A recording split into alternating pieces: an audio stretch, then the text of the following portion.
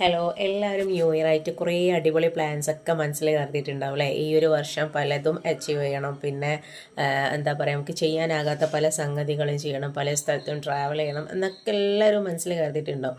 പക്ഷേ ഇതിനൊക്കെ ഉപരി നമുക്ക് ഏറ്റവും വേണ്ട ഒന്നാണ് മനസ്സമാധാനം എന്ന് പറഞ്ഞൊരു സംഭവം. അപ്പോൾ അത് നമ്മൾ കിട്ടണമെങ്കിൽ നമ്മൾ എന്താക്കുക, ചില ആളുകളുണ്ട്, നമുക്ക് ചില ആളുകളടുത്ത് എത്തിയിട്ടുണ്ടെങ്കിൽ ഉള്ള സമാധാനം കൂടി പോകും അല്ലേ.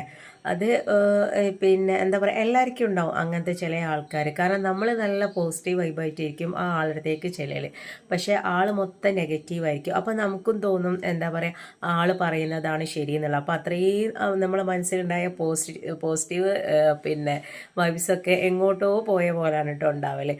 അപ്പോൾ നമുക്ക് ഡിസ്റ്റൻ്റ് ആയിട്ടുള്ള ആൾക്കാരാണെന്നുണ്ടെങ്കിൽ നമുക്ക് മാക്സിമം അവരെ ഒരു എന്താ പറയുക ഒഴിവാക്കി നിർത്താൻ പറ്റും. പക്ഷേ നമ്മളെ ക്ലോസ് റിലേഷനിൽപ്പെട്ട ആൾക്കാരൊക്കെ ആണെന്നുണ്ടെങ്കിൽ നമുക്കത് പറ്റില്ലല്ലോ.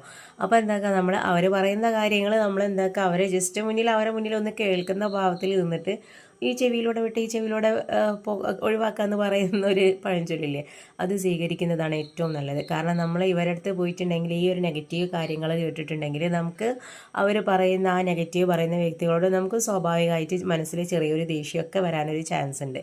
അപ്പം നമ്മൾ ചിലപ്പോൾ അവരെ കാണുമ്പോൾ നമുക്ക് നമ്മുടെ ഫേസിൽ തന്നെ ആ ഒരു ഭാവം വരാനിടയുണ്ട്. പക്ഷേ നമ്മൾ അങ്ങനെ ആണെങ്കിൽ കൂടിയിട്ട് നമ്മളോട് ഈ ഒരു നെഗറ്റീവ് മൊത്തം പറഞ്ഞു തന്നാൽ ഈ ഒരു വ്യക്തിയായിട്ട് നല്ല കോണ്ടാക്റ്റ് ആയിരിക്കും കേട്ടോ, നല്ല കണക്ഷനും കാര്യങ്ങളായിരിക്കും. പക്ഷെ നമ്മൾ ഇവർ പറഞ്ഞ കാര്യങ്ങൾ കേട്ട് നമ്മൾ ആ വ്യക്തിനോട് ദേഷ്യത്തിൽ നിൽക്കും. നമ്മൾ ആലോചിക്കുമ്പോൾ നമ്മൾ ഇപ്പം ഞാനായിട്ടുണ്ടെങ്കിൽ ഞാൻ വിചാരിക്കും, ഞാൻ എന്തിനാണ് അങ്ങനെ ആ വ്യക്തിനോട് നിൽക്കണം, ആ വ്യക്തി എന്നോട് പ്രത്യക്ഷത്തിലൊന്നും ചെയ്തിട്ടില്ല, ഞാൻ അയാളോടും ചെയ്തിട്ടില്ല. പക്ഷേ ഈ നെഗറ്റീവ് പറയുന്ന ആളൊരു സംസാരം കേട്ടിട്ടാണ് നമ്മൾ അങ്ങനെ നിന്നത്. അപ്പം കഴിയുന്നതും അങ്ങനെയുള്ള ആൾക്കാരായിട്ട് ഒരു ഗ്യാപ്പ് ഇട്ട് നിൽക്കുന്നതാണ് ഏറ്റവും നല്ലത്.